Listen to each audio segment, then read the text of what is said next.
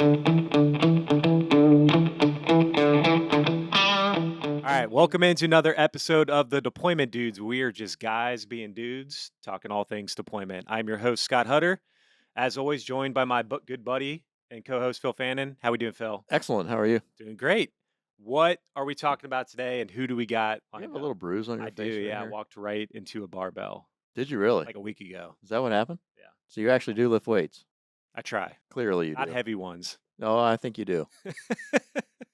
Very special guest here today. Who do we got? We have our beloved friend and colleague, Bob Supinger, our VP of Operations. Hello, Bob. Hey guys, how are you? Wonderful. Thanks for Good. being here. I try to stay out of the gym. It's too risky. Again, As you can see, yeah. Yeah. pretty obvious. Thanks. Yeah, the first question I have for Bob is, we both worked with Bob for how long? Well, Bob and I have been together since 1995, 6. Late 90s, yeah. And somewhere. you and I have been working since 2012. So the Yeah. first question is, how do you do it? How do you put up with this? Well, I think, this is a very low stress job, a very low stress environment. No so doubt. I think it's, that's Very little that's my starting responsibility. point. But I think, and you two are an example, but surrounding yourself with a team that is solid and that you can count on, and so it's a fun environment to come into. Yeah. So It really is. Yeah. Bobby and I have been working together, like I said, since our old Laystar days.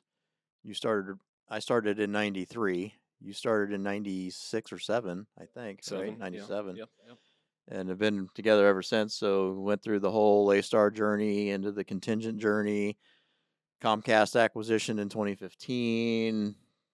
Then we moved into Kinettix, and so here we are working together, again. So all those kinds of things really come into play and are beneficial for when you're working with teammates that long in this same industry. I think there's a lot of benefit that comes from that, obviously. Yeah, and I think one of the most remarkable things about Bob, and there's a lot, it's a long There are. list, Yeah. but so Bob, you've worked in Blue Ash, and our office at Contingent was in Westchester, but you live where? Nobody would know in Minnesota. in the middle of a couple Commutes cornfields every day from Minnesota. about an hour and a half north of here. Yeah, so it's it's peaceful. Yeah, so. yeah. It's It's always in the office with a smile on his face, and it's a long commute for you. I mean, how many hours over the years do you think you've clocked on the road? Certainly more than 1,000,000 miles, I would say, but Yeah. but it's Yeah. good. Yeah, gas prices are dropping down, so it's good. There's Iceland, Greenland, and then Bob's house. Just south of Detroit. Just south. Yeah. Well, since we're talking about, coming up together and working a lot of these same places, one of the biggest differences from, our first rodeo together at Contingent to Kinettix is our remote support and how we managed field services. So anytime you're doing this type of service or delivering it, you got to have people that manage the outcome. And because we're working with a lot of restaurants and retailers, a lot of stuff has to be done after hours or on weekends, so it's not disruptive to the stores. So you really need that 24/7 by 365 model. I think what we've built here is a very unique way of approaching that, to give us that capability, which is our service operations centers in the Philippines. So we're going to dive into that today. So let's just take us back to the beginning. When you started at Kinettix, what was the vision and how did it get off the ground? Yeah, well, I think the problem to solve was exactly what you described in some of the past projects and things where we worked together in other companies. We would have people on call. We would have people that we were moving around to try to cover these things, provide the right levels of support. Right out of the gates, it was between 2016 and 2018 that we started things in the Philippines. We looked at several offshore options. The folks in the Philippines there's good alignment in how they view treating customers. They want to serve the customer.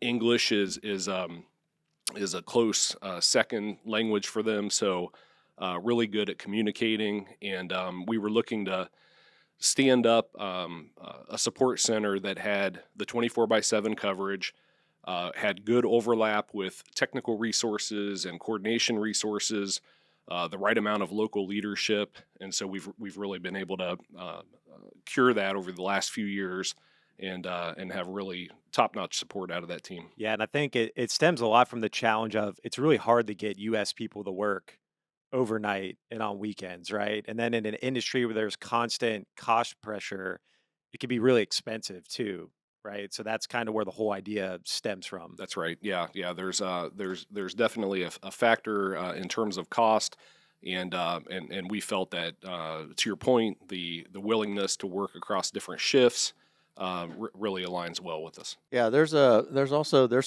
strategy behind why we're in the Philippines, and even more so on the island of Cebu. You want to talk about that and what where our idea of being there came from? A couple things. One is, and we've got the office in Cebu. We've got an office in Manila as well.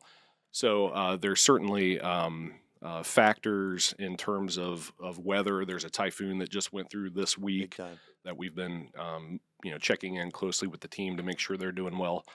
But there hasn't been a uh, a typhoon that's made a turn from east to west. That's made an immediate turn that's impacted both regions in the Philippines. So part of it was a business continuity concern and making sure that we had redundancy in place between our U.S. offices and the Philippines offices. So that was one of the big factors. And then just talking about we're in an area that's IT park that a lot of there's Microsoft and Google and a lot of large organizations that are in the same building or adjacent buildings to us. So definitely an area that's heavy with IT, very convenient when you're there. There's I think 100 coffee shops within a 5-minute walk of our office, so it's a very convenient place when we visit and work with the team there. Yeah, I think one thing that's unique about the way we do it is this is not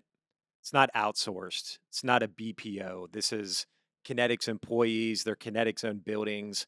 How many people do we have at each facility today? We have 140 employees in the Philippines, so there's around 100 in the Cebu office, and then around 40 in the Manila office.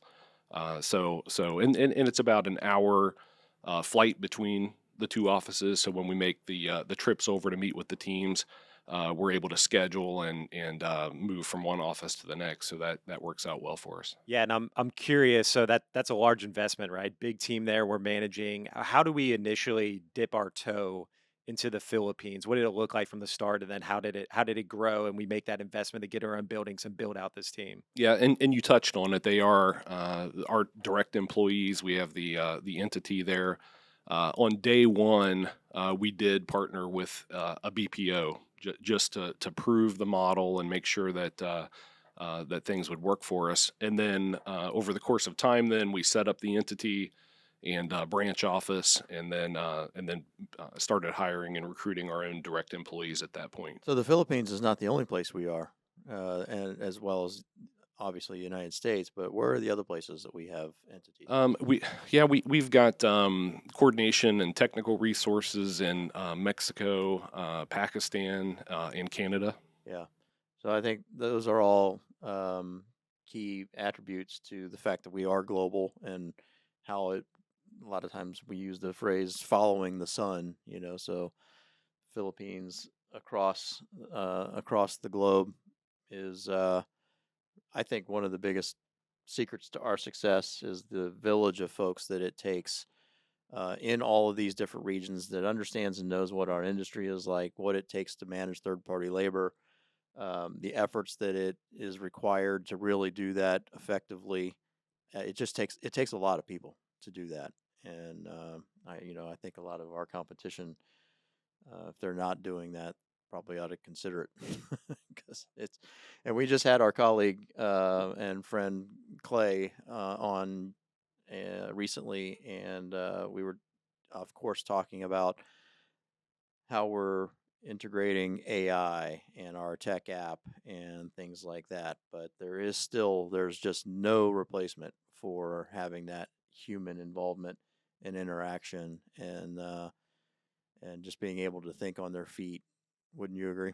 Yeah, I completely agree. I think the way we're leveraging AI specifically with our field service operations team is that we view it like it's we want to enable the team, we want to make things more efficient for them. So one example is our Tech Select AI tool, which when we have thousands of sites globally in 100 plus countries, and we're trying to optimize the local technicians and partners that we're gonna work with in each of these that have different skill set requirements, different tool requirements.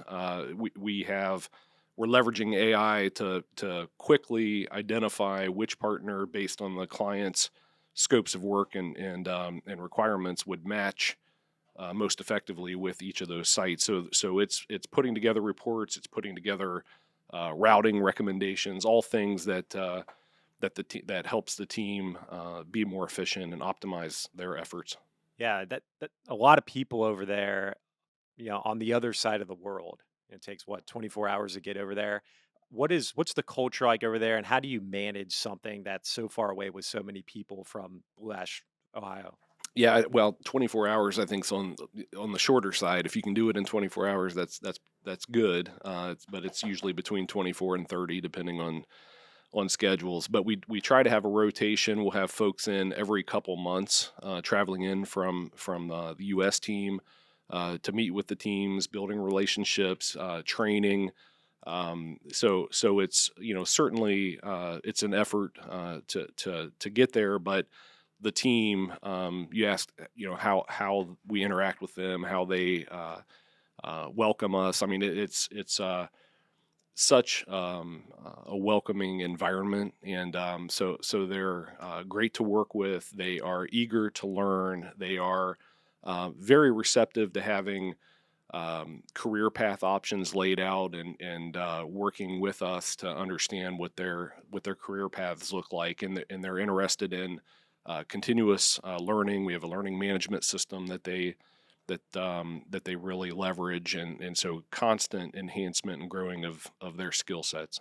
Yeah, when I first started Kinettix and we were talking about this concept, and we were not used to that, coming from our history of Laystar and contingent and such. And I wasn't exactly sure. I was somewhat cynical about how this is going to work from so far away. You hear these, you know, stories about how culture gets lost, or they just don't feel like they're connected to the mothership, or a variety of different things, or because the cultures are somewhat different. Um, you just wonder if things are going to get lost. Our experience with this has been, I mean, they are part of our family. No doubt that they are part of our family, and it works great. I know we're working closely with Wilberth and Clarice and different ones from a sales perspective. You've got all these ones that are working closely with you on the operations side of the house. I can't see. I can't see Kinettix making this work without that in place today. It certainly would be incredibly challenging and difficult, and I don't think we could even deliver the level of service that our customers have grown to appreciate and expect without them. So Yeah, I think initially it can be met with a little bit of skepticism, right? Because it's offshore. English is their second language, but like I described it earlier, it's really our secret sauce. So I think once customers see it in action, see how responsive they are and how they own things and are giving timely updates and seeing things through to manage an outcome, they're really wowed by it. And then they start to build a relationship with these project coordinators that are designated to their accounts. I've mentioned like, Warren in the past. One of my clients loves Warren, so they Mhm. submit, tens of tickets a week, and every time they do, they don't address it to Kinettix. They just always direct it to Warren, right? And I'm like, good luck, Warren. You got 50 tickets to handle this week, even though a team is handling them. He's sort of their main point of contact over here. And same thing for Cecilia. So I can name a ton of them, but they start to build these really great relationships with our customers because, like I said, they are responsive and timely and really own things from start to finish. Yeah, and I think, and Phil, you and I have talked about this. It's like if Liz Moline or Ben Ong lived in Blue Ash, they'd be the first people we would hire to work out of our Blue Ash office. So it's and every time one of our team members travels over, it's a whole nother level. We have teams and we're constantly on videos and engaging with each other. But once you're, physically together and you're seeing people work, and we capture videos that are out on our website that you can kind of see what the environment's like and kind of watch people work a little bit. But when you're there, you can really appreciate what goes on. And we've got very low turnover, people that have been with us now 7-8 years. And so just really solid team. It is, and I mean they're just a joy to work with. They love our customers. They love what it is that we do. It's coded in their DNA to be people pleasers, and they're always looking out for us. They're always looking out for our customers. If they've made a mistake, I mean it's devastating to them. They can't stand that they've let something either fall through the cracks or whatever. We're all human, of course, but that kind of culture, that kind of behavior that's encoded in people is extremely difficult to find these days, I think. Yeah. And In my 2+ years here, I don't think I've heard one complaint in a world of complainers. I don't think I've ever heard them have one complaint no, about the right. work they're handling. And it's a fast-paced environment. It's short notice. Everything's urgent and on fire. So they're thrown into the thick of it a lot, and they just roll up their sleeves and get it done for the customer's best interest. 100%. Yeah. You've built something good, Bob. It's certainly not me. It's a big time team effort, but yeah, we're on the right track. So when you go over there, last question, when you go over there, what's your favorite thing about the culture, the cuisine? Like, what do you look forward to most when you go over to the Philippines? Yeah, well, maybe a combination of things, but we'll try to go out as a team, and we'll do. And I will say maybe my favorite thing to be involved in, but not to actually participate, is karaoke. So the team, and there are videos that are out there where I have participated, but and I've been blackmailed with those videos, but the team loves it, and we've done other things. We'll go out and boating and different things and see and really explore the culture and history. So I really enjoy that, but it's fun to watch the team unwind and get out to a karaoke bar and watch them. A lot of good singers on our Yeah. team, so they're right up there with you, I Oh, guess. that's up your alley. I don't know who you're pointing to. That certainly Said isn't me. So if you did have a karaoke song, what's your go-to? Well, I think it was "Friends in Low Places," Garth Okay. Brooks, and Crowd so pleaser? I think was, that's everybody's default. It was fitting. I was with some friends. We were in a place. To put it lightly, yeah. Oh, in a Well said, place. Yeah. I think we'll leave it there. Yeah, yeah. So, Bob, thanks for your time today. Like Phil said, I think you built something really special over there. Yeah, we should drop the video in the link of the team building events there. So people can Absolutely. Yeah, get fun to those in. watch. Yep. Yeah, Okay. Well, thanks again, Bob. yeah. It's great having Glad you. to be part of it. Thank Yeah, you, guys. absolutely. Yeah.